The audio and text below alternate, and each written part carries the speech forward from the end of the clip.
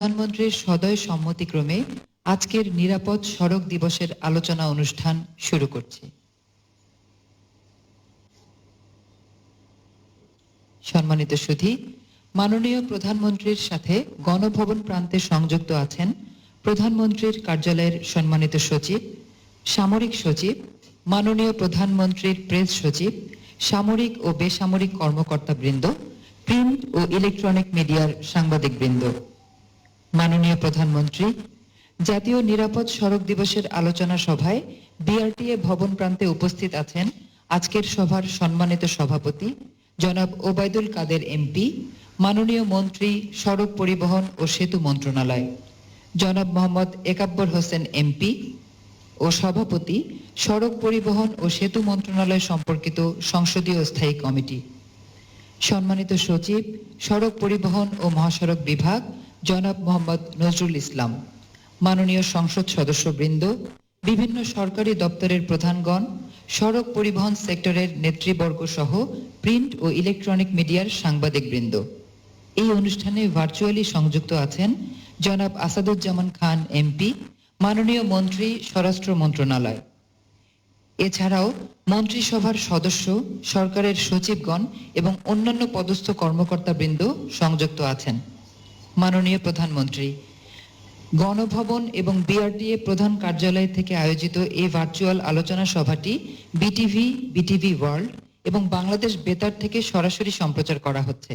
পাশাপাশি ঢাকার অভ্যন্তরে 4টি বৃহৎ বাস টার্মিনাল যথা সায়দাবাদ, মহাখালী, গাবতলী ও ফুলবাড়িয়ায় পরিবহন শ্রমিক, যাত্রী ও জনসাধারণ বিশেষ ব্যবস্থাপনায় সরাসরি এই অনুষ্ঠানটি দেখতে পাচ্ছেন। সম্মানিত সুধীমণ্ডলী, আজকের আলোচনা সভার শুরুতেই স্বাগত বক্তব্য প্রদান করবেন সড়ক পরিবহন ও মহাসড়ক বিভাগের সম্মানিত সচিব জনাব মোহাম্মদ নজরুল ইসলাম।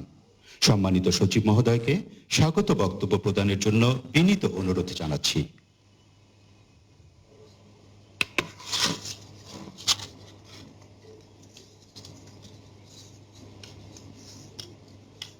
বিসমিল্লাহির রহমানির রহিম। আজকের অনুষ্ঠানের মাননীয় প্রধান অতিথি, গণপ্রজাতন্ত্রী বাংলাদেশ সরকারের মাননীয় প্রধানমন্ত্রী, পরম শ্রদ্ধাভাজন সভাপতি, মাননীয় মন্ত্রী সড়ক পরিবহন ও সেতু মন্ত্রণালয়, জাতীয় সংসদের সড়ক পরিবহন সেতু মন্ত্রণালয় সম্পর্কিত স্থায়ী কমিটির মাননীয় সভাপতি, সম্মানিত অতিথিবৃন্দ, মহাখালী, সায়দাবাদ, গাবতলী এবং ফুলবাড়িয়া বাস টার্মিনালে উপস্থিত বাংলাদেশ পরিবহন মালিক সমিতি, সড়ক পরিবহন শ্রমিক সংগঠনের নেতৃবৃন্দ, গাড়ি চালক বৃন্দ, ইলেকট্রনিক এবং প্রিন্ট মিডিয়ার সাংবাদিক বৃন্দ, আসসালামু আলাইকুম। সকলকে আজকের এই অনুষ্ঠানে স্বাগত জানাচ্ছি। অনুষ্ঠানের শুরুতে গভীর শ্রদ্ধা ভরে স্মরণ করছি সর্বকালের সর্বশ্রেষ্ঠ বাঙালি, বাংলাদেশের স্বাধীনতার মহান স্থপতি, জাতির পিতা বঙ্গবন্ধু শেখ মুজিবুর রহমানকে। এই মহানায়কের জন্মশতবার্ষিকী উপলক্ষে জাতীয় নিরাপদ সড়ক দিবসে এবারের প্রতিপাদ্য বিষয় নির্ধারণ করা হয়েছে মুজিব বর্ষের শপথ, সড়ক করব নিরাপদ। মাননীয় প্রধানমন্ত্রী, সড়ক নিরাপত্তামূলক কার্যক্রম জোরদারকরণ এবং এ বিষয়ে জনসচেতনতা সৃষ্টির লক্ষ্যে আপনার নেতৃত্বাধীন সরকার বছরে একটি দিন জাতীয় নিরাপদ সড়ক দিবস হিসাবে উদযাপনের সিদ্ধান্ত গ্রহণ করেছে। 2017 সন থেকে 22 অক্টোবর জাতীয় নিরাপদ সড়ক দিবস সারা দেশে উদযাপিত হচ্ছে। মাননীয় প্রধানমন্ত্রী, সড়ক নিরাপত্তার প্রধান 3টি কার্যক্রম ইঞ্জিনিয়ারিং, এডুকেশন এবং এনফোর্সমেন্ট। ইঞ্জিনিয়ারিং কার্যক্রমের অংশ হিসাবে একটি আধুনিক, নিরাপদ ও নির্ভরযোগ্য সড়ক পরিবহন ব্যবস্থা গড়ে তোলার লক্ষ্যে মাননীয় মন্ত্রীর দিক নির্দেশনা সড়ক পরিবহন ও মহাসড়ক বিভাগ নিরলস কর্মপ্রয়াস চালিয়ে যাচ্ছে। 2009 থেকে জুন 2020 পর্যন্ত 6358 কিলোমিটার মহাসড়ক মজবুতীকরণ সহ 8223 কিলোমিটার মহাসড়ক প্রশস্ত করা হয়েছে। 8576 কিলোমিটার মহাসড়ক সংস্কার ও মেরামত করা হয়েছে। একই সময়ে 1209টি সেতু, 5581টি কালভার্ট নির্মাণ, পুনর্নির্মাণ এবং 14টি ফ্লাইওভার ও 18টি রেলওয়ে ওভারপাস নির্মাণ করা হয়েছে। বর্তমান সরকারের সময় বাংলাদেশে প্রথমবারের মতো নির্মিত হয়েছে পৃথক সার্ভিস লেন সহ 4 লেন বিশিষ্ট মহাসড়ক এবং এক্সপ্রেসওয়ে। ইতোমধ্যে 453 কিলোমিটার জাতীয় মহাসড়ক 4 লেনে ও 6 লেনে উন্নীতকরণের কাজ সম্পন্ন হয়েছে। বর্তমানে 617 কিলোমিটার মহাসড়ক 4 লেনে ও 6 লেনে উন্নীতকরণের কাজ চলছে। এছাড়া 1000 কিলোমিটার জাতীয় মহাসড়ক সার্ভিস লেন সহ 4 লেনে উন্নীতকরণের নিমিত্তে ডিটেল ডিজাইন সম্পন্ন হয়েছে এবং আরো 590 কিলোমিটারের ডিটেল ডিজাইনের কাজ চলমান রয়েছে। মহাসড়কে ব্ল্যাক স্পট অপসারণ, দুর্ঘটনা প্রবণ স্থানে রামপুল স্ট্রিপ স্থাপন, গুরুত্বপূর্ণ স্থানে আন্ডারপাস নির্মাণ এবং মাননীয় প্রধানমন্ত্রী আপনার নির্দেশে হাইওয়ের পাশে দেশে প্রথমবারের মতো ট্রাক চালকদের জন্য বিশ্রামাগার নির্মাণের কার্যক্রম গ্রহণ করা হয়েছে। অতিরিক্ত ওজন বহনকারী যানবাহন চলাচলের নিয়ন্ত্রণ কল্পে দেশের বিভিন্ন স্থানে 28টি এক্সেল রুট কন্ট্রোল স্টেশন স্থাপন করা হচ্ছে।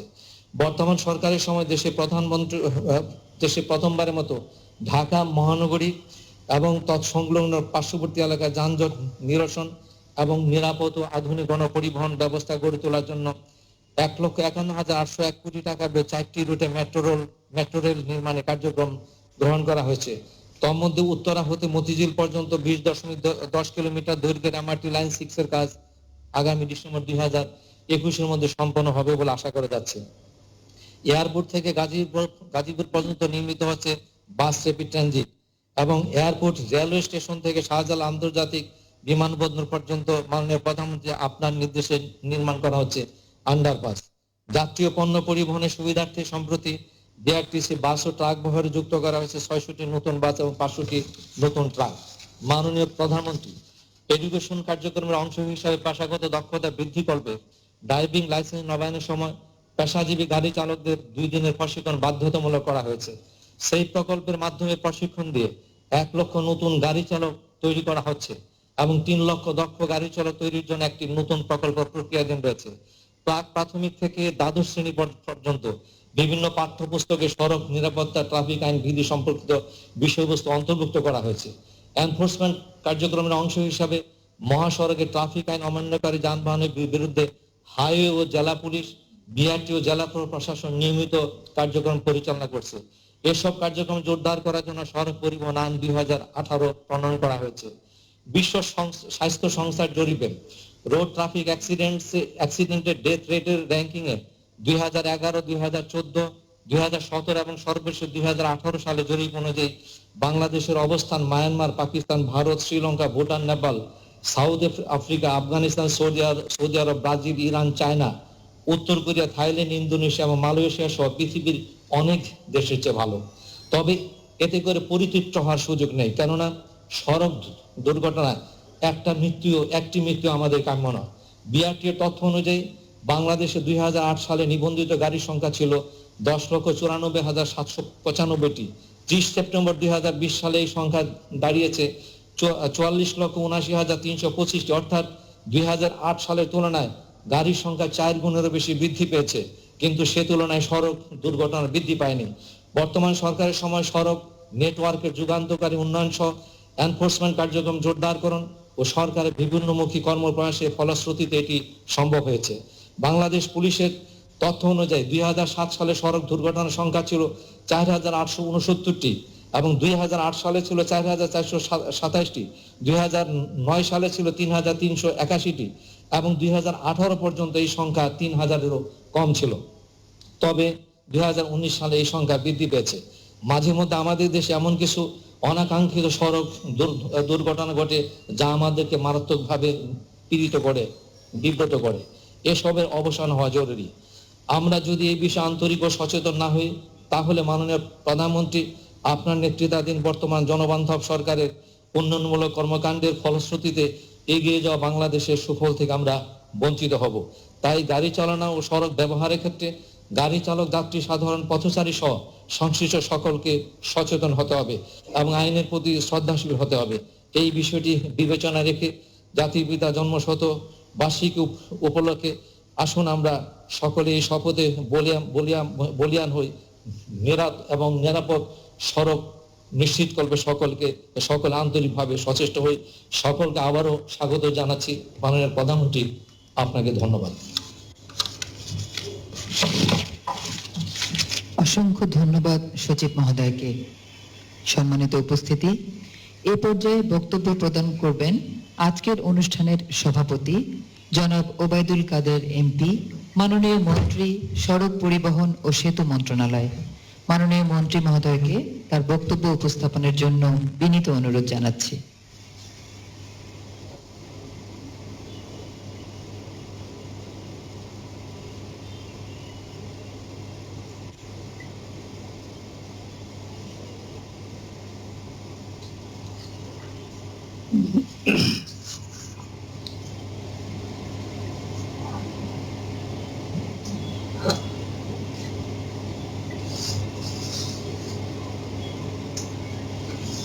আমি শুরুতেই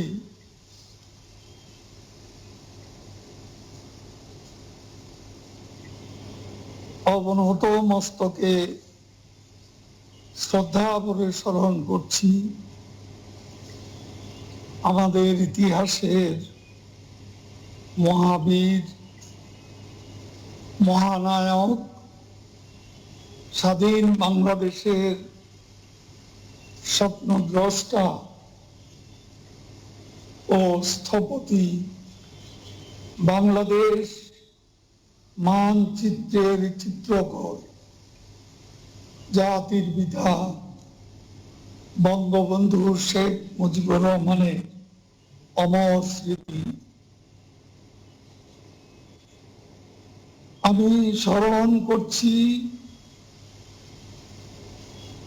স্বাধিকার, স্বাধীনতা, মুক্তি, গণতন্ত্র, প্রগতি সংগ্রামে নিবেদিত অগণিত শহীদের অমর স্মৃতি, যারা জীবন দিয়ে, রক্ত দিয়ে দেশ মাতৃকা ঋণ পরিশোধ করেছি।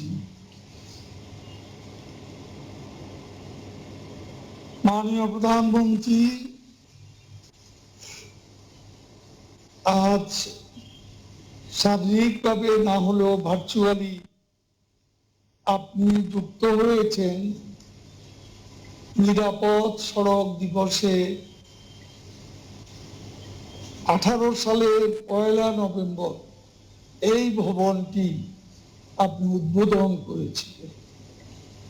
আমাদের নবনির্মিত সুদৃষ্ট দৃষ্টিনন্দন এই বিআরটিএ ভবন,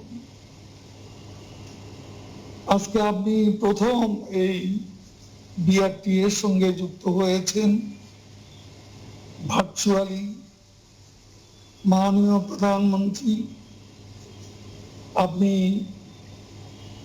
উত্তাল সাগরে, অমানিসার অন্ধকারে বাঙালির সাহস, বিশ্বাস ও আস্থার বাতিঘর। আপনি আমাদের দুঃসময়ের কাণ্ডারি। আজ যে প্রতিপাদ্য নিয়ে আমরা জাতীয় নিরাপদ সড়ক দিবস পালন করছি, মুজিব বর্ষের শপথ, সড়ক করব নিরাপদ। এটা আপনার সরকারের অগ্রাধিকার। এই প্রতিপাদ্য নিয়েই আমরা নিরাপদ সড়ক দিবস চতুর্থবারের মতো পালন করছি। এখানে আমাদের মন্ত্রণালয়ের সম্পর্কিত স্থায়ী কমিটির চেয়ারম্যান, সভাপতি একাব্বর সাহেব আছেন, একাব্বর হোসেন এমপি। এখানে আমাদের মন্ত্রণালয় সচিব ছাড়াও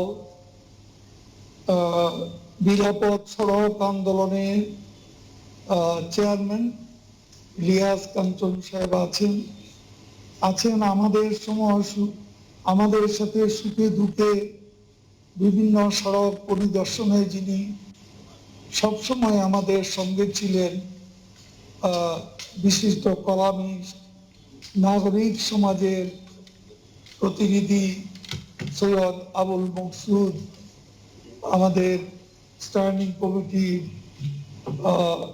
এমপি বেনজির আহমেদ, এছাড়াও আজকে আমাদের বিভিন্ন সংস্থা ছাড়াও বাইরে 5টি বড় স্ক্রিনে আমাদের শ্রমিক, মালিক, চালক সহ সাধারণ মানুষও উপস্থিত হয়েছেন আপনার বক্তব্য শোনার জন্য। ভার্চুয়ালি আমাদের স্বরাষ্ট্রমন্ত্রী এবং আরো সচিব, মন্ত্রী সহ আরো অনেকেই যুক্ত আছেন, প্রায় 200 জন বিশিষ্ট ব্যক্তি যুক্ত আছেন। আমি বক্তব্য দীর্ঘায়িত করব না। আমি এখানে সবাই অপেক্ষা করছি আপনার বক্তব্য শোনার জন্য। আমাদের মন্ত্রণালয়ের কার্যক্রম সম্পর্কে ইতিমধ্যে আমাদের সচিব আপনার কাছে মোটামুটি বিস্তারিত বলেছেন। আমি সেদিকে যেতে চাই না। আমি শুধু এটুকুই বলবো যে সততা ও সাহসের সঙ্গে এগিয়ে গেলে জীবনের কোনো চ্যালেঞ্জই অনতিক্রম্য নয়, এটা আপনার কাছ থেকে শিখেছি। এটা বঙ্গবন্ধুর কাছ থেকেই আমরা শিখতে পেরেছি। আপনি প্রতিকূল স্রোতে সাঁতার কেটে কেটে আজকে এখানে এসেছেন। আজকে নিজেই শুধু আজ জনপ্রিয়তার অগ্রগতি তুঙ্গে পৌঁছেননি, আপনি বাংলাদেশকে বিশ্ব দরবারে উন্নয়ন অর্জনে বিশেষ মর্যাদায় উন্নীত করেছেন। মাননীয় প্রধানমন্ত্রী, বাংলাদেশে আজ সড়ক যোগাযোগ ব্যবস্থা সমতল থেকে দুর্গম পাহাড় পর্যন্ত আপনার আমলে, আপনার নির্দেশনায় যে পরিবর্তন সাধিত হয়েছে, যে দৃশ্যমান পরিবর্তন হচ্ছে, আমি বলতে পারি আগামী 2-2.5 বছরের মধ্যে বাংলাদেশে সড়ক যোগাযোগ ব্যবস্থার বৈপ্লবিক পরিবর্তন সাধিত হবে ইনশাআল্লাহ। আমরা অবকাঠামোগত অনেক উন্নয়ন করেছি এবং এটা দর্শনীয় উন্নয়ন আমরা করেছি, কিন্তু তারপরও এখানে স্বস্তির কোনো সুযোগ নেই। এখনো আমাদের সামনে চ্যালেঞ্জ আছে, যেটা আপনার অগ্রাধিকার, সেটা হলো নিরাপদ সড়কের যে চ্যালেঞ্জ, এই চ্যালেঞ্জ অতিক্রম করা, সড়কে শৃঙ্খলা ফেরানো, পরিবহনে শৃঙ্খলা ফিরিয়ে আনা। এই চ্যালেঞ্জ অতিক্রম করতে না পারলে শুধু অবকাঠামো নির্মাণ করে আমরা সফলতার দাবি করতে পারবো না। এই লক্ষ্যকে সামনে রেখে আমরা আপনার নেতৃত্বে অবিরাম আমরা চেষ্টা করে যাচ্ছি এবং আমরা নিরাপদ সড়ক প্রতিষ্ঠার বিভিন্ন কার্যক্রম আমরা হাতে নিয়েছি। আমার আর বেশি কিছু বলার নেই।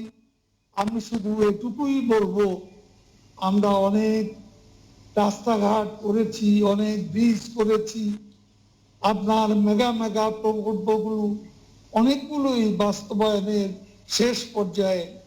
কিন্তু আজকে আমাদের সবচেয়ে বড় প্রয়োজন, সবচেয়ে চ্যালেঞ্জিং জব হচ্ছে সড়কে শৃঙ্খলা ফিরিয়ে আনা, নিরাপদ সড়ক নিশ্চিত করা।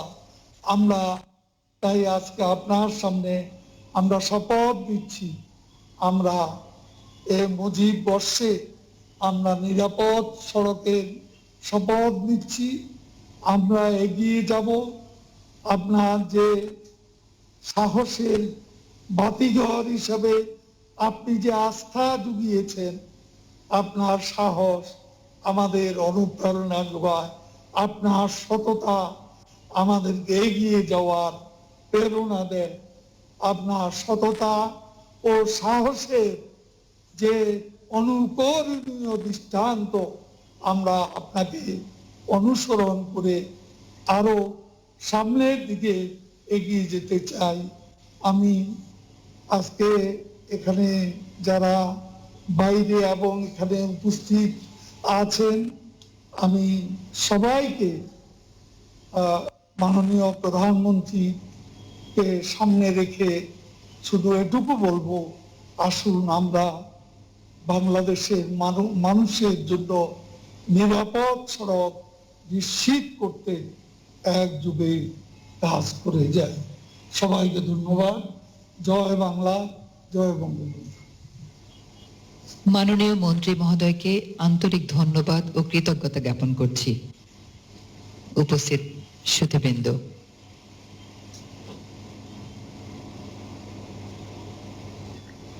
বাংলাদেশের উন্নয়নের রূপকার, যিনি তার অনন্য সাধারণ নেতৃত্বের কারণে দেশের সীমানা পেরিয়ে বিশ্ব নেতৃত্বের আসন পেয়েছেন, আমাদের সকলের শ্রদ্ধেয় গণপ্রজাতন্ত্রী বাংলাদেশ সরকারের মাননীয় প্রধানমন্ত্রী শেখ হাসিনা। মাননীয় প্রধানমন্ত্রীকে তার ভাষণ প্রদানের জন্য বিনীত অনুরোধ জানাচ্ছি। সুধীমণ্ডলী, মাননীয় প্রধানমন্ত্রী।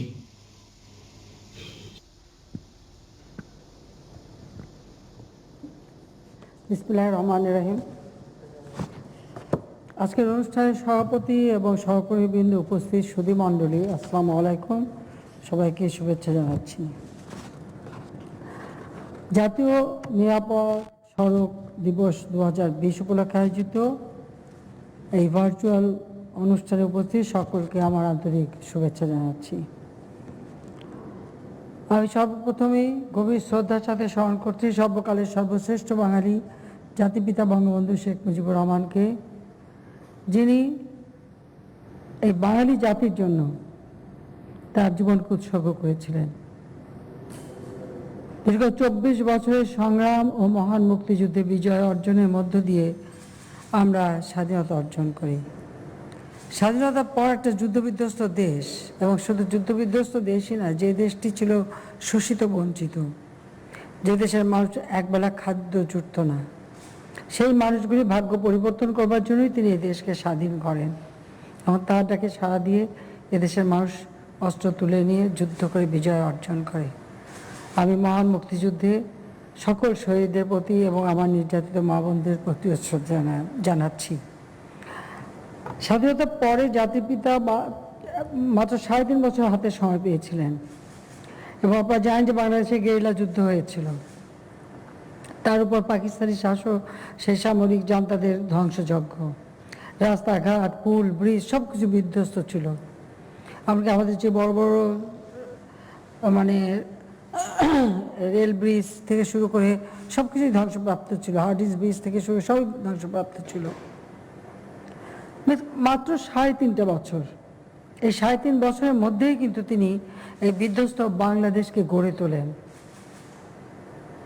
আমি জানি না পৃথিবীর আর কোনো দেশে কোনো নেতা সদ্য স্বাধীনতাপ্রাপ্ত দেশ এত দ্রুত এভাবে ধ্বংসস্তূপের উপর দাঁড়িয়ে গড়ে তুলতে পারে, যেখানে একটা টাকা রিজার্ভ মানি ছিল না, খাদ্য গুদামগুলি খালি ছিল, কোনো খাদ্য ছিল না, 1 কোটি মানুষ শরণার্থী, 3 কোটি মানুষ গৃহহারা, গণহত্যার কারণে মানুষ একেবারে পর্যুদস্ত, প্রতিটি শহীদ পরিবারকে আর্থিক সহায়তা দেওয়া, নির্যাতিত মা বোনদের চিকিৎসা এবং তাদের পুনর্বাসন ব্যবস্থা, মুক্তিযোদ্ধা শহীদ মুক্তিযোদ্ধাদের পরিবারকে আর্থিক সহায়তা এবং পঙ্গু মুক্তিযোদ্ধাদের চিকিৎসা ব্যবস্থা, এবং এই যে প্রত্যেকটা মানুষের ঘরে ঘরে, যেখানে রাস্তাঘাট নাই তারপরেও ঘরে ঘরে ত্রাণ পৌঁছে দেওয়া।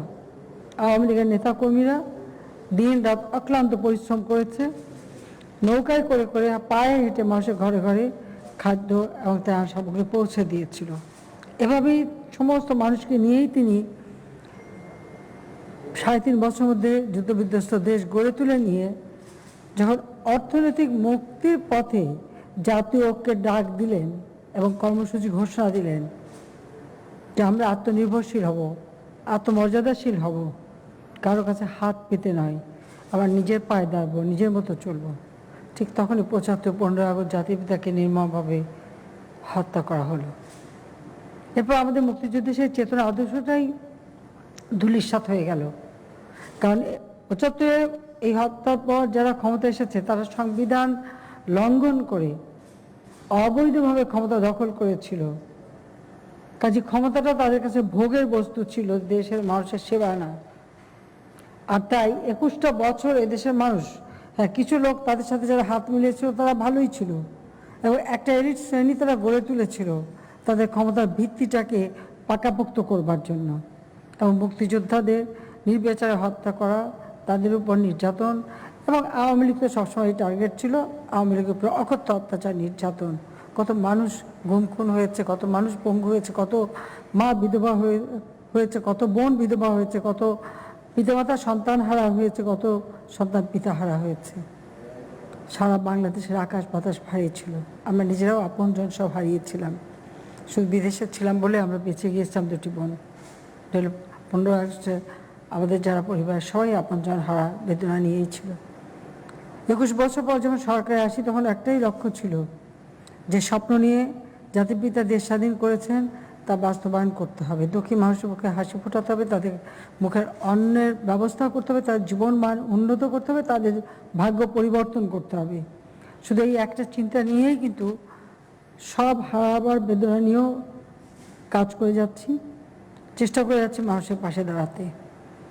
যে কোনো একটা দেশ উন্নত করতে হলে সবচেয়ে বেশি প্রয়োজন হলো যোগাযোগ ব্যবস্থা, এরপরে দরকার বিদ্যুৎ, মানুষের শিক্ষা এবং স্বাস্থ্যসেবা, এগুলি সব মৌলিক চাহিদা যা জাতিপিতা বঙ্গবন্ধু শেখ মুজিবুর রহমান স্বাধীনতার পর মাত্র ৯ মাসের মধ্যে আমাদের একটি সংবিধান উপহার দিয়ে গেছেন। সেই সংবিধানে প্রতিটি কথা বলা আছে, প্রতিটি জিনিস তিনি তুলে ধরেছেন, এবং একেবারে গ্রাম পর্যায় পর্যন্ত যাতে যোগাযোগ ব্যবস্থার উন্নতি হয় সে পদক্ষেপও তিনি নিয়েছিলেন, এবং সে পরিকল্পনাও তার ছিল।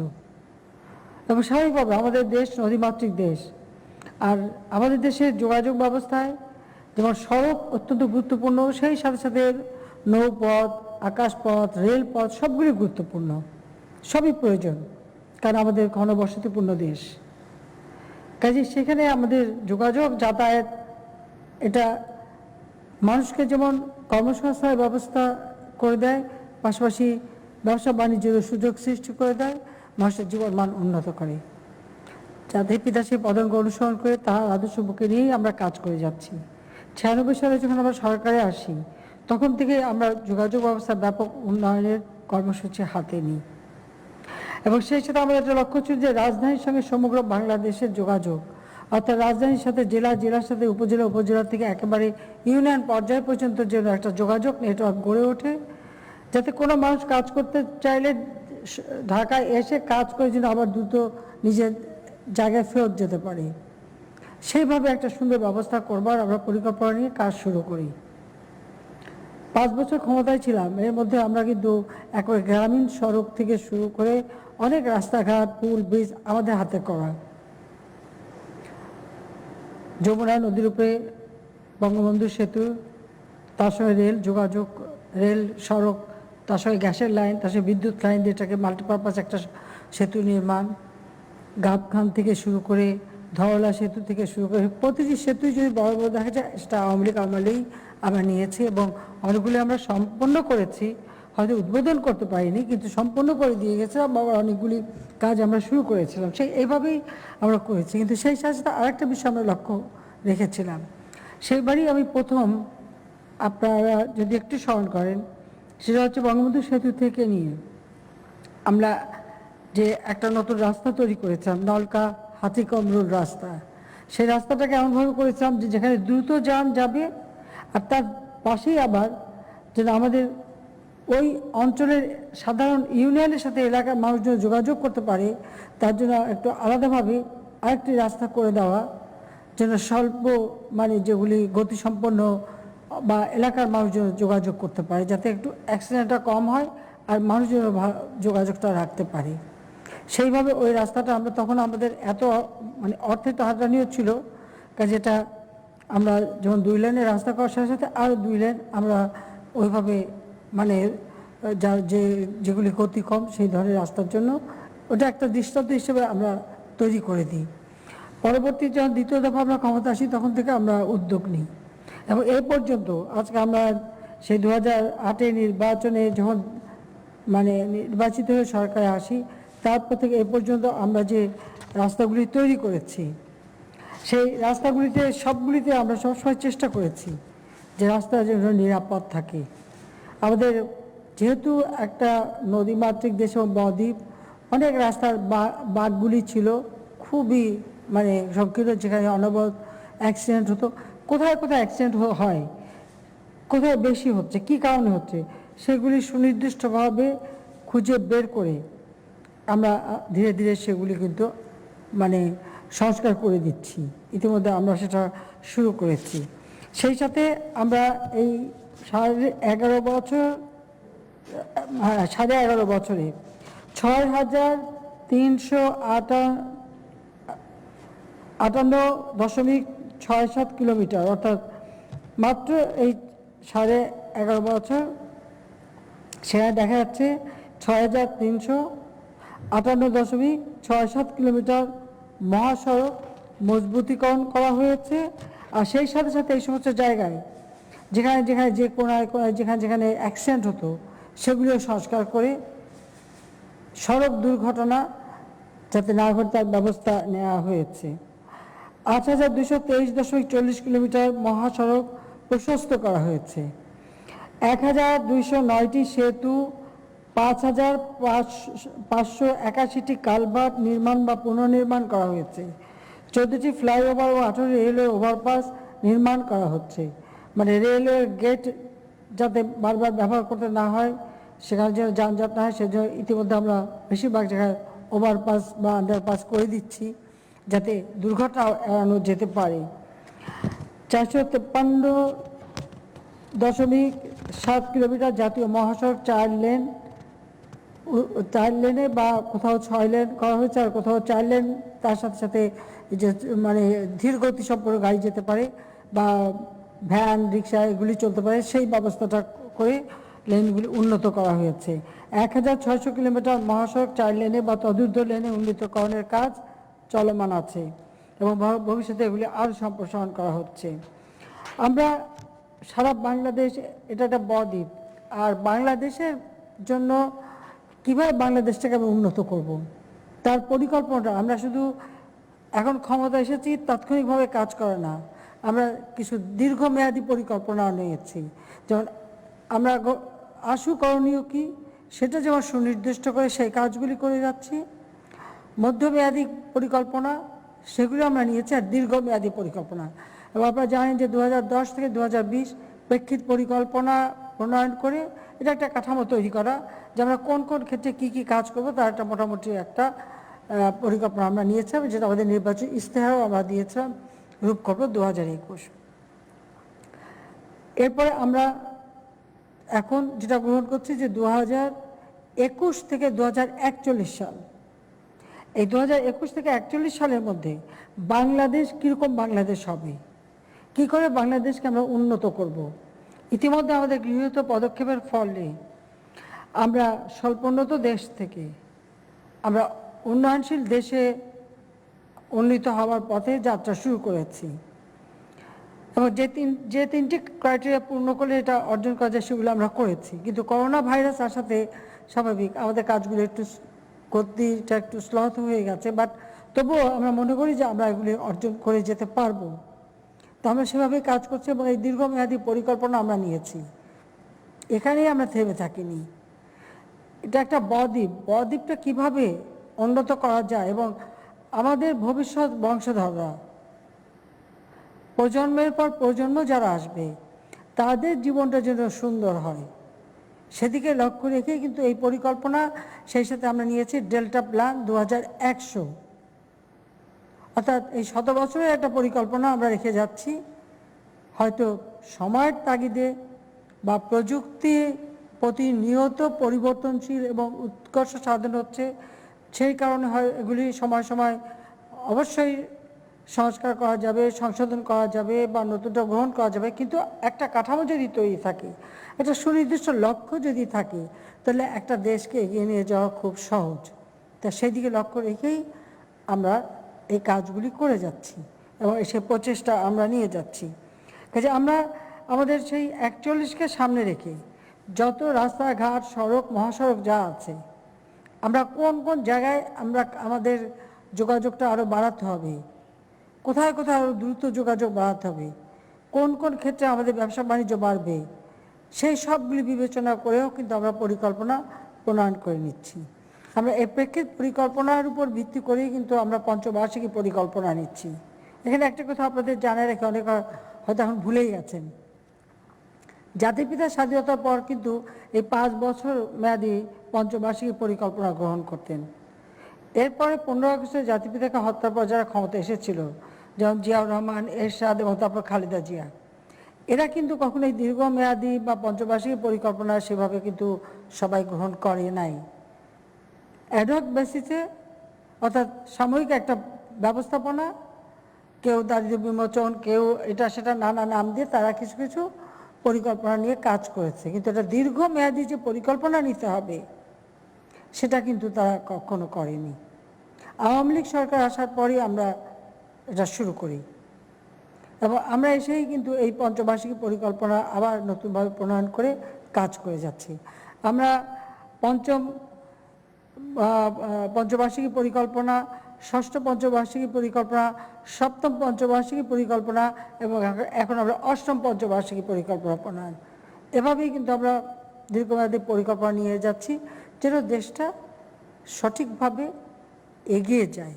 তাছাড়া জাতিসংঘ ঘোষিত এমডিজি আমরা সার্থকতার সাথে বাস্তবায়ন করেছি। এসডিজি যে সমস্ত বিষয়গুলি আমাদের দেশের ক্ষেত্রে প্রযোজ্য সেগুলো আমরা বাস্তবায়ন করে যাচ্ছি। সেখানেও নিরাপদ সড়ক এটাও কিন্তু নিশ্চিত করবার কথা বলা আছে, আর সেটার ভিত্তিতেই কিন্তু আমরা আমাদের বিভিন্ন পরিকল্পনা নিয়ে আমরা কাজ করে যাচ্ছি।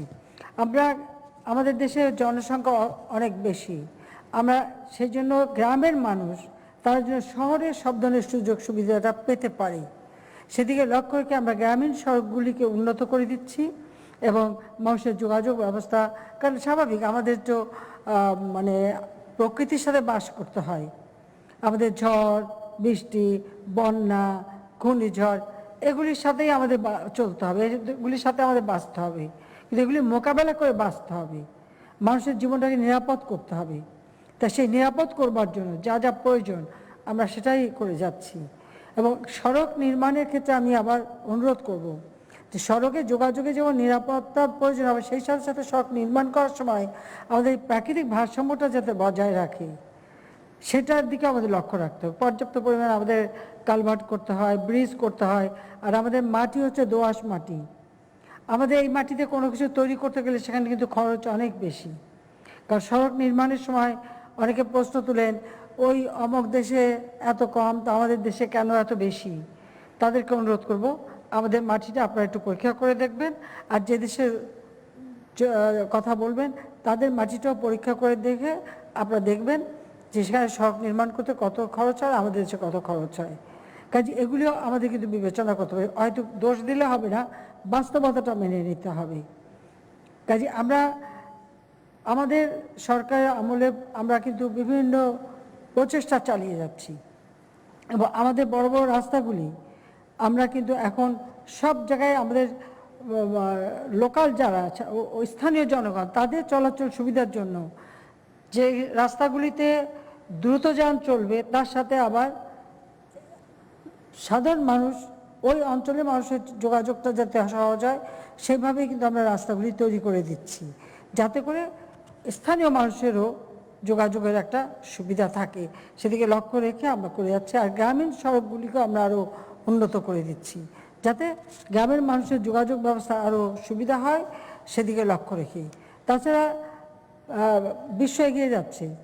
আজকে আমরা যেমন কর্ণফুলী নদীর নিচের টানেল তৈরি করছি, আমরা মেট্রো রেল নির্মাণ করছি, আমরা দ্রুত যান অর্থাৎ দ্রুত যাতে মানুষ চলাচল করতে পারে সেই জন্য আমরা এমআরটি তৈরি করে অর্থাৎ এমনভাবে ব্যবস্থা নিচ্ছি যে মানুষ যেখানে কাজের জন্য যেতে চায় তার জন্য যেতে পারে, সেই ব্যবস্থাও আমরা করে যাচ্ছি। সারা আমাদের রাজধানী ঢাকা, এই রাজধানী ঢাকাতেই যোগাযোগ ব্যবস্থা আমরা নিচ্ছি, সেই সাথে ঢাকার সাথে সমগ্র বাংলাদেশের একটা নেটওয়ার্ক আমরা তৈরি করছি। এই ক্ষেত্রে আমি আরও বলবো, এখানে অবশ্য অনেক হিসাব দেওয়া আছে যে আমরা ঢাকা তার আশেপাশে এলাকা আধুনিক যোগাযোগ ব্যবস্থা নিশ্চিত করব 6টি মেট্রো রেলের আওতায় 128.741 কিলোমিটার দীর্ঘ এবং 104টি স্টেশন বিশিষ্ট একটি শক্তিশালী সড়ক নেটওয়ার্ক গড়ে তোলার কার্যক্রম আমরা শুরু করে দিচ্ছি, ওটা এগিয়ে যাচ্ছে। 67.569 কিলোমিটার উড়াল ও 61.172 কিলোমিটার পাতাল মেট্রো রেল নির্মাণ হবে এবং 51টি স্টেশন হবে উড়াল ও 53টি স্টেশন হবে পাতাল। মেট্রো রেল চালু হলে পরে ঢাকা পার্শ্ববর্তী জেলার যানজটও কমবে। তাছাড়া ঢাকার সাথে আমরা মানে কমিউটিং সিস্টেম অন্যান্য মানে জেলাগুলির সাথে যেন কমিউটিং সিস্টেমটা হয় দ্রুত যেতে পারে, সেই ব্যবস্থাটাও নেবার পরিকল্পনাও আমরা নিচ্ছি এবং ইতিমধ্যে আপনারা জানেন যে আমরা সে ধরনের কিছু পদক্ষেপও নিয়েছি, কার্যকর করেছি। সেই আমার কথাটা হচ্ছে আমরা যে ব্যবস্থাগুলি নিচ্ছি, আমরা যখন প্রথমে সরকারে আসি তখন আমরা কিন্তু এই বিআরটিসির জন্য প্রায় 1000-এর কাছাকাছি বাস কিনেছিলাম। আমাদের দুর্ভাগ্য বিএনপি ক্ষমতা আসার পর সেগুলি কোথায় কাকে দিয়ে সেগুলি ধ্বংস করে। আর দ্বিতীয়বার যখন আমরা আসলাম তখন তাদের অগ্নিসন্ত্রাসের কারণে প্রায় 600 বিআরটিসি বাস এবং ট্রাক এবং প্রাইভেট কার প্রায় 3,000-3,500 গাড়ি তারা পুড়িয়ে দিয়েছিল। আমরা কষ্ট করে কিনে নিয়ে আসি মানুষের সুবিধার জন্য, আর তারা ধ্বংস করে আন্দোলনের জন্য, মানুষকে পুড়িয়ে মারা এবং এই যে জাতীয় সম্পদগুলিকে ধ্বংস করা, সেগুলি পর্যন্ত তারা করেছে। এটা আপনারা নিজেরা জানেন, আপনারা এই ভুক্তভোগী আপনারা দেখেছেন। তারপরে আবার আমরা সম্প্রতি প্রায় 600টা নতুন বাস, 500টা নতুন ট্রাক বিআরটিসিতে আমরা সংযোজন করেছি এবং 629টি দোতলা বাস এবং 287টি এসি বাসের মাধ্যমে আমাদের নাগরিকদের যোগাযোগ সুবিধা করছে। এছাড়া প্রাইভেট সেক্টরে তো আছেই, তাদের জন্য উন্মুক্ত করা আছে, তারাও করে যাচ্ছে। তাছাড়া আমরা মেয়েদের জন্য ঢাকা এবং চট্টগ্রামে মেয়েদের জন্য 22টা বাস সার্ভিস আমরা সুনির্দিষ্ট করে দিয়েছি। আর ছাত্রছাত্রীদের নিরাপত্তায় যাওয়ার জন্য আমরা প্রায় 188টি বাস তাদের জন্য ব্যবহার করছি। আর তাছাড়া অনেক স্কুলকে আমরা অনুরোধ করেছিলাম তাদের বাস লাগবে কিনা, বিশেষ করে প্রাইভেট স্কুলগুলি, তারা অনেকেই রাজি না। আর কিছু কিছু স্কুল আছে স্বাভাবিক, বাবা মারা একটু পয়সাওয়ালা হয়ে গেছে, টাকা হয়ে গেছে, বিভিন্ন ব্র্যান্ডের গাড়ি চলে, তাদের ছেলেমেয়েরা ওই গাড়ি থেকে নামবে, গাড়ি থেকে নেমেছি স্কুলের বন্ধুকে বলবে জানিস আজকে আমি কোন গাড়িতে উঠে এসেছি, তো সেই কথাটা বলার সুযোগ পাবে না বাসে গেলে। কাজে সেই অহমিকা বোধটাও মানুষকে ক্ষতি করে, যানজটও বাড়ায়, এটাও একটা দুর্ভাগ্যের বিষয়। হঠাৎ টাকার মালিক, কাজে এটা টাকা তো দেখাতেই হবে, তো এই দেখানো করতে যেয়ে আবার একটা সমস্যার সৃষ্টি করে এবং ট্রাফিকটাও বাড়ায়। হ্যাঁ, মানুষের আর্থিক সচ্ছলতা বাড়ুক, গাড়ি কেনার ক্ষমতা বাড়ুক, গাড়ি কেনার সুযোগ আমরা করে দিই, কিন্তু তারপর আমি বলবো যে ছেলে মেয়েকে সেভাবেই শিক্ষা দেওয়া উচিত যে একটা স্কুলে পড়লে সেখানে ধনী দরিদ্র সব ধরনের পড়তে পারে, কিন্তু তারা যেন সেইভাবে আচার আচরণ করে, সবার সাথে মানুষকে মানুষ হিসেবে দেখে, সেভাবে চলতে পারে। এই সম্পদের অহমিকা বোধ করে কোনো লাভ নেই। তার শিক্ষা নিশ্চয়ই এই করোনা ভাইরাস আসার পর মানুষ নিশ্চয়ই সেটা একটু শিক্ষা পেয়েছে যে অর্থ থাকলেই সব সুবিধা ভোগ করা যায় না, অর্থ থাকলেই সব কিছু করা যায় না। কাজে সেখানে তার থেকেও শক্তিশালী কিছু থাকে যেটা মানুষের জীবনকে স্থবির করে দিতে পারে। তো করোনা ভাইরাস আমাদেরকে সেই শিক্ষাটা দিয়ে যাচ্ছে। জানি না অবশ্যই শিক্ষাটা সকলের হয় না, তবু আমাদের চেষ্টা সবসময় আছে, আমরা চেষ্টা করে যাচ্ছি নিরাপদ সড়ক দেওয়ার জন্য। আর তাছাড়া আমাদের দেশের জাতীয় মহাসড়কে 4টি গুরুত্বপূর্ণ স্থানে চালকদের জন্য বিশ্রামাগার করা হয়েছে, এটা আমার নির্দেশ ছিল। কারণ আমরা চাচ্ছি যে যারা গাড়ি চালায়, আমরা অনেক সময় তাদের ভালো মন্দের দিকে চিন্তা করি না, একটা মানুষ কতক্ষণ গাড়ি চালাতে পারে। কারণ আমার দেশে আসলে নিজেরা তো কেউ গাড়ি খুব কম চালায়, সবই তো ড্রাইভার রাখে। আর ড্রাইভার তারা অমানসিক পরিশ্রম করে, কত ঘন্টা একটা মানুষ একটা গাড়ি চালাতে পারে বা কতটুকু তার বিশ্রাম প্রয়োজন, সেটা কিন্তু কখনো মানে অনেকে হিসাবেই নেয় না। এটা হলো দুর্ভাগ্যের বিষয়। তো এই বিষয়টা সবাইকে একটু সচেতন থাকা দরকার। সেদিকে লক্ষ্য রেখে ইতিমধ্যেই আমরা মহাসড়কগুলিতে বিভিন্ন জায়গায় বিশ্রামাগার নির্মাণ করছি। পর্যায়ক্রমিকভাবে সারা বাংলাদেশেই আমরা এই চালকদের জন্য মানে বিশ্রামাগারের ব্যবস্থা করা সেটা আমরা করব। আমরা ইতিমধ্যে সড়কের নিরাপত্তা গুরুত্ব দিয়ে দেশের 21টি স্থানে একমুখী এবং উভয়মুখী মিলে মোট 28টি অ্যাক্সেল রোড কন্ট্রোল স্টেশন স্থাপনের কার্যক্রম গ্রহণ করেছি। আর সড়ক দুর্ঘটনা রোধে সারা দেশে মহাসড়কে 144টি ব্ল্যাক স্পট চিহ্নিত করে সে দুর্ঘটনা প্রবণ স্থান, বাজার এলাকা, রোড ডিভাইডার স্থাপন সহ বাঁক সরলীকরণ, রোড মার্কিং, সাইন সিগন্যাল ইত্যাদি স্থাপন করা হয়েছে। দেশের 22টি মহাসড়কে সব ধরনের থ্রি হুইলার চলাচল সীমিত করা হয়েছে, নিষিদ্ধ করা হয়েছে। মানুষ এখন মোটরযান এবং ড্রাইভিং লাইসেন্স সংক্রান্ত সেবাসমূহের জন্য অনলাইনে আবেদন করতে পারে। কাজে এই অনলাইনে আবেদন করে ড্রাইভিং শিক্ষাটা জেলা উপজেলা পর্যায় পর্যন্ত নিয়ে যেতে হবে। সবাইকে কিন্তু ড্রাইভিং শিক্ষাটা দিতে হবে। ড্রাইভার যারা এখন গাড়ি চালায় তাদেরকেও আমি মনে করি স্বল্পকালীন সময়ে কিছু ট্রেনিং দিয়ে ট্রাফিক রুলটা যাতে তারা মানে সেটা নিশ্চয়ই খেয়াল রাখতে হবে। আর তাছাড়া অনলাইনে শিক্ষানবিশ ড্রাইভিং লাইসেন্স প্রদান করা হচ্ছে। পলিকার্বনের ডুয়েল ইন্টারফেস এবং smart card, contact and contactless driving লাইসেন্সও চালু করা হয়েছে। আমরা সড়ক নিরাপত্তা বিষয়ে national road safety strategic action plan 2017 থেকে 20 প্রণয়ন করেছি। যে এটাকে আরও বাড়াতে হবে, এই প্ল্যানটা আরও যুগোপযোগী করতে হবে। এটা 2017 থেকে 20 আছে। আমি মনে করি যে 21 থেকে পরবর্তীভাবে কি হবে, কারণ আমরা যেহেতু অনেক নতুন রাস্তাঘাট, পুল, ব্রিজ করে যাচ্ছি, তারপর আমরা যেমন কর্ণফুলী নদীর নিচে টানেল হচ্ছে, সেদিকে লক্ষ্য রেখে আমাদেরকে এই অ্যাকশন প্ল্যানটাকে, রোড সেফটি অ্যাকশন প্ল্যানটা আবার মানে নতুনভাবে আরেকটা প্রণয়ন করার প্রয়োজন আছে। সেটা নিশ্চয়ই আমাদের সড়ক ও সেতু মন্ত্রণালয় উদ্যোগ নেবে। আমরা আমাদের এসডিজি রোড সেফটি সংক্রান্ত লক্ষ্যমাত্রা অনুযায়ী এসডিজি অ্যাকশন প্ল্যান ও বাস্তবায়ন করে যাচ্ছি। তাছাড়া জাতীয় সড়ক নিরাপত্তা কাউন্সিল গঠন করা হয়েছে, তাদের সুপারিশ বাস্তবায়ন করা হচ্ছে এবং সড়ক পরিবহন আইন 2018 আমরা পাস করেছি এবং পর্যায়ক্রমিকভাবে সেটা মানে বাস্তবায়ন করা হচ্ছে। এই ক্ষেত্রে সবাইকে বলবো যে একটু আমাদের সহযোগিতা করতে। আর আরেকটি বিষয় যে ট্রাফিক আইন মেনে চলা, এটা সকলের ক্ষেত্রে প্রযোজ্য। এবং আমি বারবার বলছি, এখন আমি বলি সেই স্কুল জীবন থেকেই ছোট বাচ্চাদেরকে থেকে শুরু করে প্রত্যেকটা জায়গায় এই ট্রাফিক আইনটা সম্পর্কে শিক্ষা দেওয়া, সচেতন করা।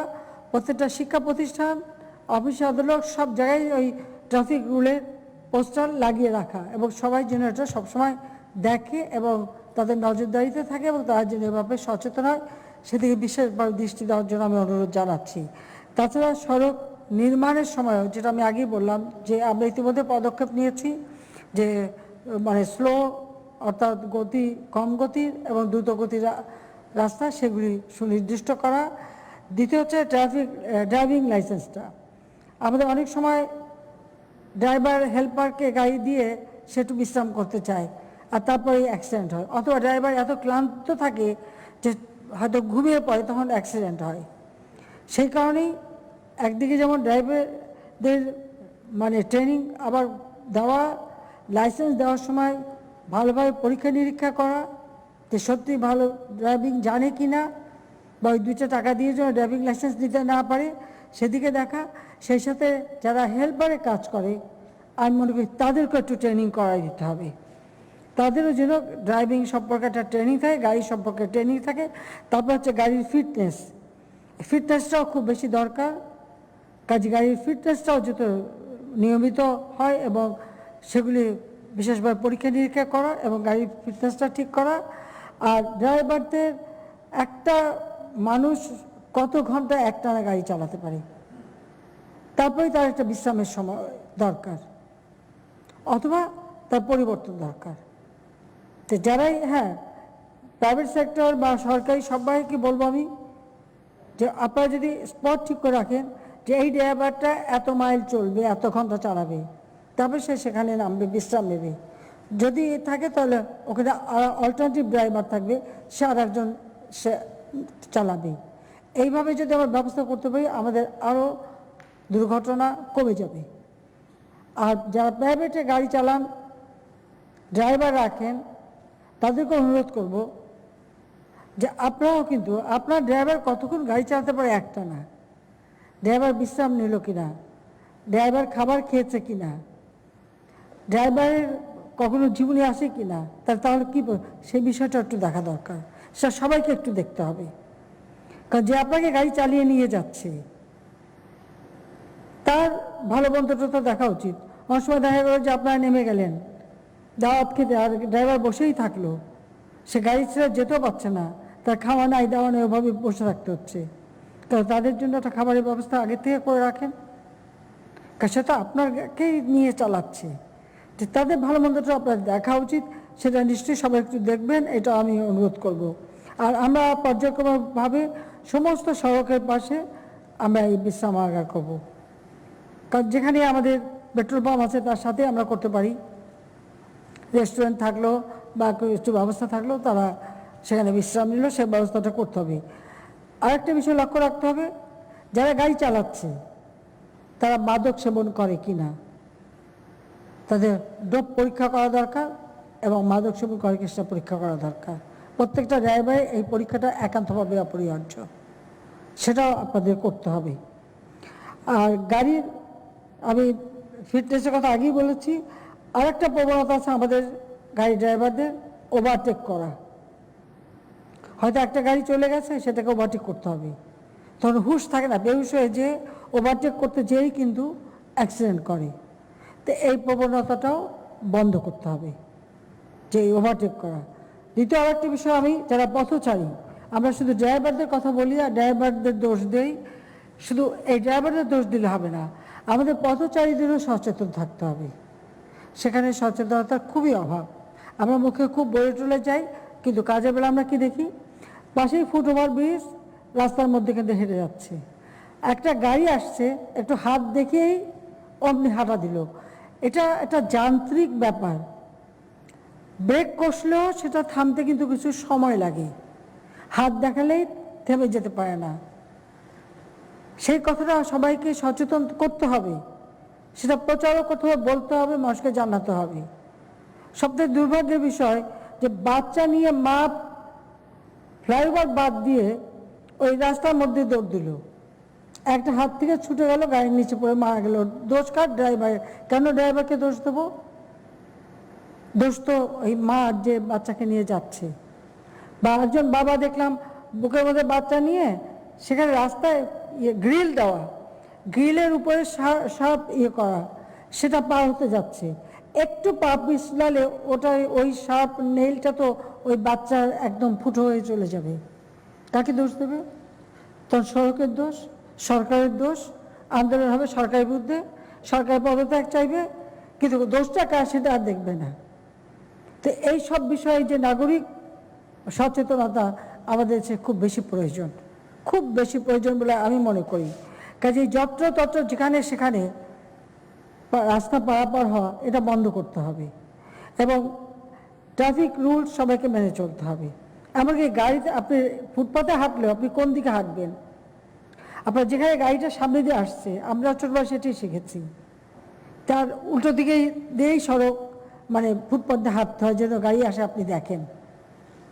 কিন্তু পট করে নেমেই হাঁটা দিল ক্রস করতে, অমনি গাড়ি একটা এসে মেরে দিল, তারপর ড্রাইভারকে ধরে ওখানে পিটাও মারো, এবং ড্রাইভারকে মানে মারতে মারতে মেরেই ফেলে দিল, কিন্তু বিচার করলো না যে কার দোষে অ্যাক্সিডেন্টটা হলো, বেচারা ড্রাইভার জীবনটা দিল। কিন্তু এর ফলাফলটা কি দাঁড়াচ্ছে, কথা আমি বহুবার বলছি, আমি আবারও বলি, ফলাফলটা এই দাঁড়াচ্ছে যে একজন হয়তো ধাক্কা খেয়ে পড়ে গেল, মার খাওয়ার ভয়ে, প্রাণের ভয়ে ড্রাইভার কিন্তু গাড়ি চালিয়ে গেল, সে যে পড়ে গেল, তাকে তার উপর দিয়ে যদি গাড়ি আবার না যায় সে কিন্তু বেঁচে যায়।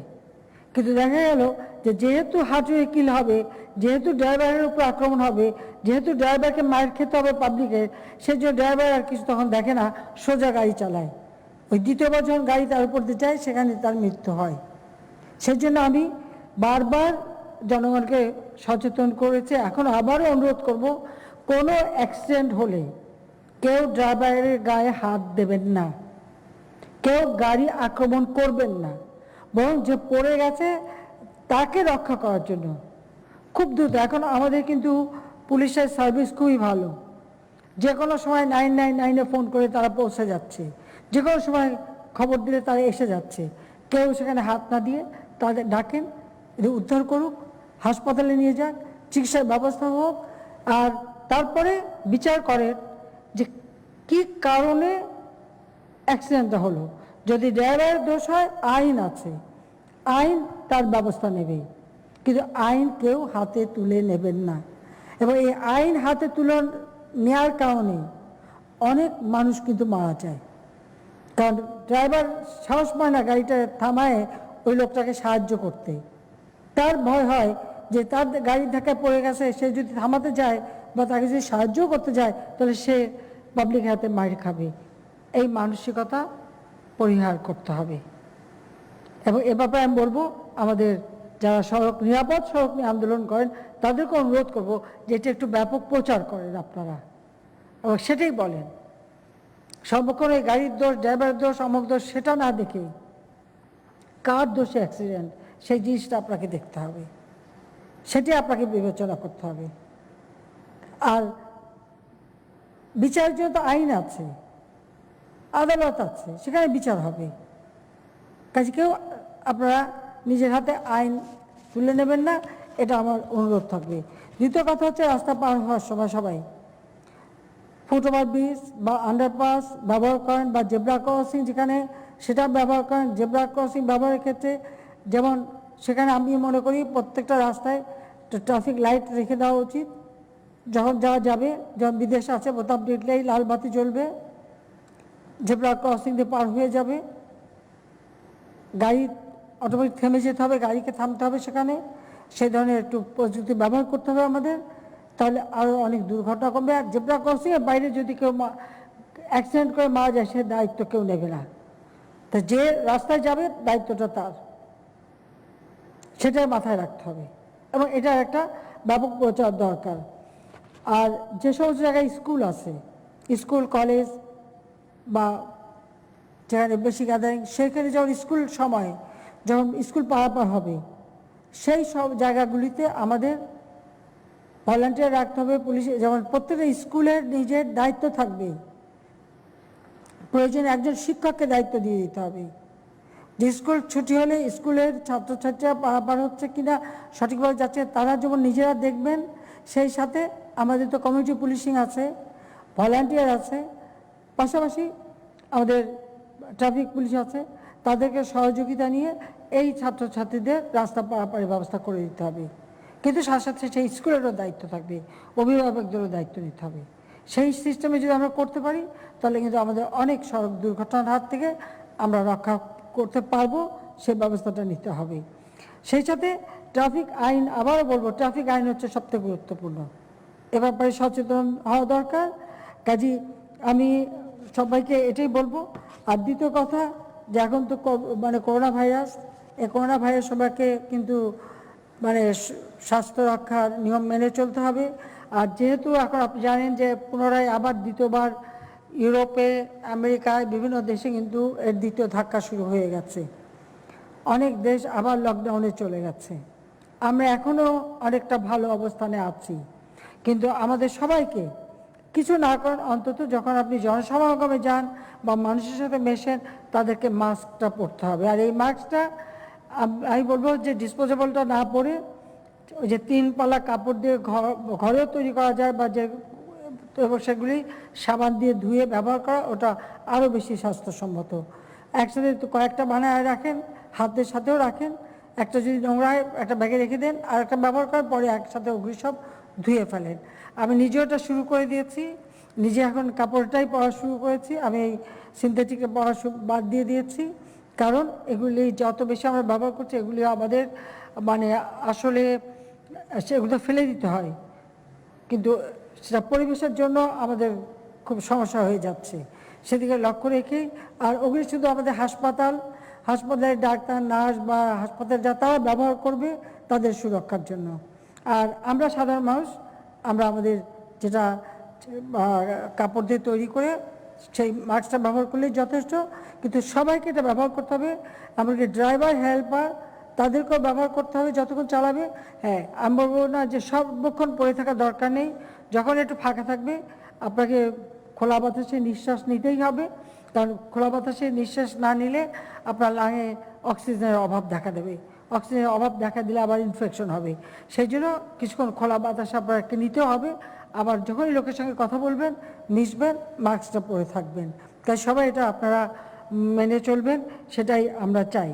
সেই সাথে আমি বলবো যে অনেক টাকা পয়সা খরচা করে রাস্তাঘাট তৈরি করা হয়, কাজে সেগুলি যাতে ভালোভাবে থাকে সেটা রক্ষা করার দায়িত্ব সকলের, জনগণের। কাজে আপনারা সেদিকে লক্ষ্য রেখে চলবেন। আর প্রত্যেকটা রাস্তায় স্পিড লিমিট কত সেটা থাকতে হবে। এখন বাংলাদেশ ডিজিটাল বাংলাদেশ, এখন সব জায়গায় ব্যবস্থা নেওয়া যেতে পারে, সেভাবে ডিভাইস ব্যবহার করতে হবে। কেউ যদি স্পিড ক্রস করে সাথে সাথে তার ফাইন হবে, কেউ যেন না করতে পারে, সেইভাবে আমাদের প্রযুক্তি ব্যবহার করতে হবে। নতুন যত সড়ক হবে সব জায়গায় সেই সিস্টেমটা থাকতে হবে। দরকারে লেজার বিম দিয়ে গাড়ি আটকাই দিয়ে গাড়ির কাছ থেকে তখন ফাইন নিতে হবে। কাজে সেই আধুনিক ব্যবস্থাটা আমাদের হাতে নিতে হবে, সেইভাবেই আমাদের কাজ করতে হবে। আমি সব অনেকক্ষণ কথা বললাম, কারণ এই দুর্ঘটনায় যখন মানুষ মারা যায় বা কেউ পঙ্গু হয়ে যায়, এটা সত্যি খুব দুঃখজনক। কাজে যারা চালক বা যারা পথচারী বা সাধারণ জনগণ, দুর্ঘটনার দায় দায়িত্ব কিন্তু সকলেরই আছে। সেটা মনে রেখেই সবাই নিজেরা নিজেদেরকে সুরক্ষিত করতে সচেষ্ট হবেন, আবার করোনা ভাইরাস থেকেও সুরক্ষিত রাখতে সচেতন হবেন, সেটাই আমরা চাই। আমরা চেষ্টা করে যাচ্ছি দেশের মানুষের ভাগ্য পরিবর্তন করতে, আমরা সেটা করে যাব। এবং জাতির পিতার জন্মশতবার্ষিকী আমরা উদযাপন করছি। এই জন্মশতবার্ষিকীতে আমরা সিদ্ধান্ত নিয়েছি একটি মানুষও গৃহহীন থাকবে না। সেভাবেই আমরা পদক্ষেপ নিচ্ছি। যেখানে গৃহহারা মানুষ, ভূমিহীন মানুষ, তাদের আমরা ঘর বাড়ি তৈরি করে দিচ্ছি, এবং এখন অনেকে নিজেরা এগিয়ে আসছে, তারা করে দিচ্ছে। যেমন আমাদের প্রত্যেকটা সচিব তার নিজের এলাকায় 2টি করে ঘর গৃহহীন যারা, ভূমিহীন যারা, তাদের করে দিয়েছে। এভাবে আমি মনে করি সবাই যদি যার যার দায়িত্ব পালন করেন, তো সরকার করে যাচ্ছে, সাথে সাথে নিজেরাও একটু করতে পারেন। আর আমি ধন্যবাদ জানাই এবারের এই আমরা করোনা ভাইরাস, তারপর হলো আমফান ঘূর্ণিঝড়, তারপর হলো বন্যা, একটার পর একটা আমাদের উপর দুর্যোগ আসছে, কিন্তু সেই দুর্যোগগুলো আমরা মোকাবেলা করে চলছি। আমাদের এই মোকাবেলা করে চলতেই হবে, কিন্তু আমরা এগিয়ে যাব। জাতির পিতার জন্মশতবার্ষিকী, আমাদের লক্ষ্য বাংলাদেশকে ক্ষুধামুক্ত, দারিদ্র্যমুক্ত, উন্নত, সমৃদ্ধ বাংলাদেশ গড়ে তোলা। ইনশাআল্লাহ আমরা তা করতে পারবো, এই বিশ্বাস আমাদের আছে। হয়তো এখন একটু করোনার জন্য আমরা একটু পিছিয়ে আছি, কিন্তু আমরা পিছিয়ে থাকবো না, আমরা এগিয়ে যাব। বাংলাদেশ এগিয়ে যাবে। মুক্তিযুদ্ধে বিজয় অর্জনকারী একটি দেশ, একটি জাতি কখনো পিছিয়ে থাকতে পারে না, যেটা জাতিপিতা নিজেও বলে গেছেন। কাজে এই কথা বলেই আবারও বলবো যে আমাদের ভবিষ্যৎ প্রজন্মের জন্য আমরা চাই একটা উন্নত, নিরাপদ এবং শান্তিপূর্ণ বাংলাদেশ, যে বাংলাদেশ সারা বিশ্বে মাথা উঁচু করে সম্মানের সাথে চলবে। জাতির পিতার স্বপ্নে সোনার বাংলাদেশ গড়ে তুলব। দীর্ঘ সময় বক্তব্য দিলাম, আপনাদের সবাইকে ধন্যবাদ জানাচ্ছি। আবারও বলবো, এই করোনা ভাইরাস থেকে আমরা যেন মুক্তি পাই, সড়ক দুর্ঘটনার থেকে যেন আমাদের দেশের মানুষ নিরাপদ থাকে, সে আশা পোষণ করে সবাইকে আন্তরিক ধন্যবাদ জানিয়ে আমার বক্তব্য শেষ করছি। সবাইকে আবারও ধন্যবাদ দীর্ঘ সময় ধৈর্য ধরে বক্তব্য শোনার জন্য বা আমাকে বক্তৃতা দেওয়ার সুযোগ দেওয়ার জন্য। জয় বাংলা, জয় বঙ্গবন্ধু, বাংলাদেশ চিরজীবী হোক।